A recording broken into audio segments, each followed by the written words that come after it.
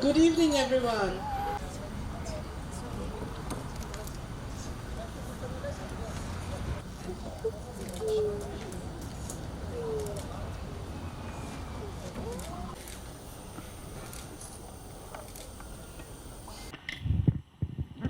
Thank you very much for your kind introduction. Sandra Benaclau, United Nations Women's Representative, First Secretary, Fiji and Pacific Regional Gender Equality, Department of Foreign Affairs and Trade, Jane Kirat, and the representatives from Canada, the two representatives who have traveled the furthest. So welcome to Fiji, and I hope this is not your first trip. I'll be very disappointed as the Minister for Tourism. Permanent Secretary for the Ministry of Local Government, Dimitri FIFA, Special Administrators and Chief Executive Officers of Municipal Council, Market Managers, Market Vendors Association, Executive Committees, invited guests, ladies and gentlemen. Bulavinaka, and a very good evening to you all. I am extremely excited to be here tonight, as much as you are. I do understand that this is the first ever Market Vendors Awards that will be given out tonight. I've been attending many other awards night. In fact, I was in Sheraton just on Saturday attending the Business Excellence Award, and on 16th I'll be attending the Prime Minister's Business Award. So you can see that I have been attending awards and award, but to me this is a very important award because it's all about women and it's all about your contribution to the economy. You know, your hard work, your perseverance, your sacrifices. Despite looking after your family, you're also contributing economically to your family. And you play a very, very crucial role in the growth of the country as well as in the national development. And you've proven it time and again. I've valued your contribution in the markets over the years. I've seen how you have been contributing in the management of the market as well as getting the systems and processes right. Because I have also experienced with the Ministry of Local Government that unfortunately you were not valued as a important client of the municipality. And this realization must come in because you are an important client of municipality. In fact, you are the people who are feeding the nation. That's what you are doing. I mean, I can't imagine if I don't go to the market in the weekend, I can't imagine what I'll be eating whole week. So that's why it's a very Pacific or Fiji culture that we tend to do all our marketing of fruits and vegetables and root crops and seafood on a Friday or a Saturday. That's the weekend job. And most women are at home in the weekend who will clean all these veggies and stack them in the fridge so that when they come home after a hard day's work, they'll be able to prepare the food quickly. It's a culture. We all know about that. But I just want to express my appreciation for the work you do and, of course, feeding the nation. We understand that 60 to 80% of women are market vendors in the Pacific. And that's a very big chunk, you know, when you compare with the men population. So I just want to share with you the various transformation that is taking place at a market, in the market itself. Previously, municipal council markets were not designed well, or you can say that over the years, the structures were just added on because one, it could have been financial difficulty, and secondly, there was lack of realization. But now you have seen that we have built a very modern markets. If one visits Reki Reki market, you'll be amazed to see how beautiful that market is. Similarly, Namaka market. And then the other one that's coming up is Langere market. And there are a few other markets which will be built over a period of time, which is Nakasi market. So you can see almost over $22 million have been spent in upgrading most of these markets. And out of this, over 4 million has been contributed by UN Women. So UN Women have been encouraging the government in spending the money in the right way of improving the marketplace. So that's pretty positive from that perspective. I also like to talk to you about Markets for Change projects. Market for Change project success actually lies in the fact that the key drivers of the project are basically you, the market vendors. You are driving it. And that's where there is a huge difference. If the project was driven, you know, from top down, we wouldn't be achieving the results we are achieving now. Because you are involved in every facet, your contribution actually shows the result in the way the markets have been designed, and your specific needs have been taken care of. It's also important to note that as a nation with climate vulnerabilities, we have incorporated climate adaptive designs into market infrastructure to withstand Category 5 cyclones. So the Ministry of Local Government and Municipal Council, they have been working very closely with the UN Women over the last 4 years to empower women vendors to significantly improve their economic and social lives. Ladies and gentlemen, institutions, systems, and structures often restrict women's economic opportunities, while gender roles and status can limit women's voices and choices when it comes to household and community decisions. So addressing these barriers to women's participation to economic activities is incredibly important in achieving the UN Sustainable Development Goals.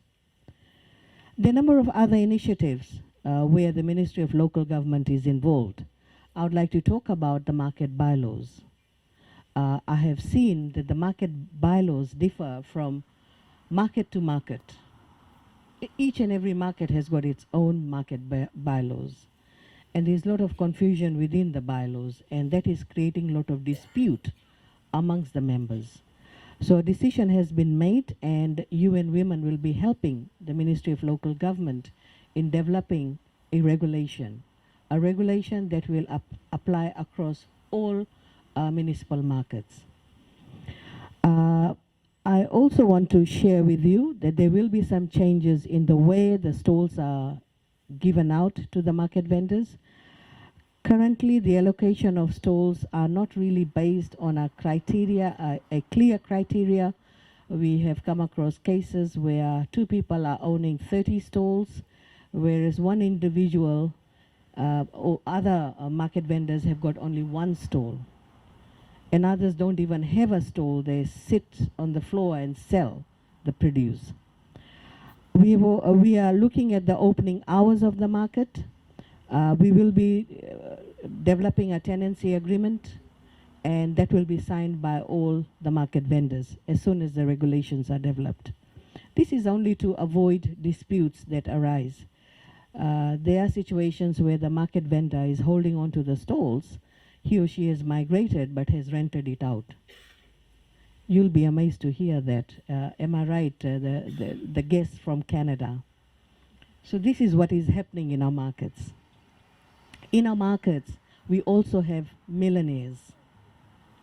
So market is not just a place that we would like to portray for the poor people. It's also, over the years, we have generated a number of millionaires out of market. Because when they are involved in grog selling, tobacco selling, or supplying fruits and vegetables to the hotels, then obviously they upgrade financially. Another area that we are currently looking at is the demand survey. We want to understand why people are selling from the roadside, what is the situation in the market. Demand survey is being undertaken in each and every municipal council, and it involves understanding how the stalls are given, who is holding how many stalls, how many people are selling from the roadside, and how many more mini markets, or what kind of changes we have to bring about in the allocation of stalls so that we can accommodate this demand. So this survey is already being undertaken. In terms of changes that we are talking about, systems and processes, Suva City Council has begun with some important changes. And the first change they're going to come up with is the opening hours. It's all about targeting your client at the right time. I know in some cases the markets open very early, but what's the point when you don't have the clients at that hour? Most of the clients, they normally like to buy the products as they go home after work. So there will be a change in the market opening hours. I would like to once again thank the UN Women for thinking of this award. And I understand that today there are 12 vendor association present here, except for Levuka, I guess. Levuka is here. So who is missing? Oh, Nasinu and Lami is missing. That means from the Central Division. Oh, okay. So the successful recipient, I understand we identified against evaluation criteria, and there'll be a lot of awards given out. So I would like to take this opportunity to thank the UN Women, the Australia and Canadian governments for their generous assistance, support, and for providing technical expertise. This journey since 2014 has been transformational, and the project success lies in the fact that the key drivers are the market vendors themselves. This is what this project is all about. I commend the 12 Market Vendors Association for their progress and honor the women who have taken on the leadership role. I once again congratulate all the women market vendors who will be receiving awards tonight. I salute you for making the effort to improve your lives and the lives of your loved ones. Reflect on the positive changes in your family, community, and the nation at large. In my maiden speech in Parliament in November last year, I informed Parliament of the tireless work and the sacrifice my late mother made, not only in raising me, but in helping other women's groups. She used to run a number of women's groups. And I remember as a child seeing her coming up with new ideas as to how she could empower women financially. So we all come from humble beginnings, and any challenge we face as women should not be seen as barriers, but tests. Tests to prove that we can accomplish anything if we put our mind and heart to it. So keep reminding yourselves of the special and tremendous work you've been doing, and keep the momentum going. With those words, congratulations once again to all the nominees on your achievements. And if you've missed out on a prize, then there is always a next time. I'm sure this is not the last award we'll be seeing. So keep working hard towards achieving some of this award. And I'd like to congratulate you once again. Vinaka. Is to be economically resilient and sustainable to improve their livelihood. The association has also proposed for the new Rakiraki market to be declared a plastic-free market. They have established an environment subcommittee that works closely with the council. The association also has a disaster management plan.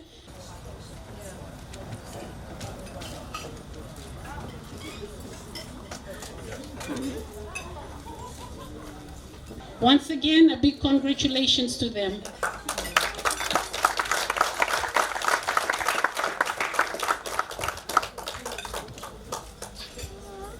The association had their accounts audited for the past 2 years. Thank you.